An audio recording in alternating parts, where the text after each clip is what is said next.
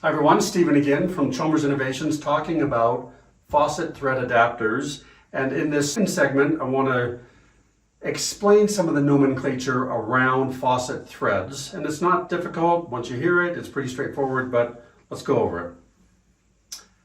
The most common aerator thread size in the United States is a horrible fraction. It's 55/64 of an inch in diameter. And then the other number that matters is the -27. So obviously 55/64 is the distance across from side to side, that's the diameter.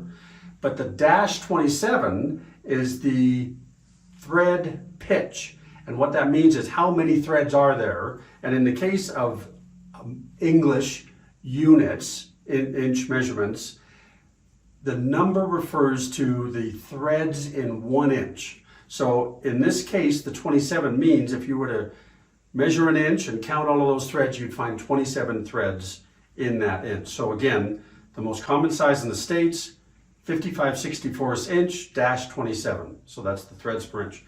Metric is a little bit different. Obviously the diameter is in millimeters. This one I think is 22 millimeters. And instead of measuring the number of threads in a length, the metric specifications simply say how far apart are the threads, and 99% of the time they're 1 millimeter. Now, while most metric faucet thread specifications space the threads 1 millimeter apart, there's an outlier. This particular faucet and several others from Moen space the threads at 1.5 millimeters, so a different spacing, obviously. Now you might wonder why 55/64, and I certainly did. How did they come up with that fraction? Interesting fun fact, 55/64 may have been chosen because it's really, really close to 22 millimeter.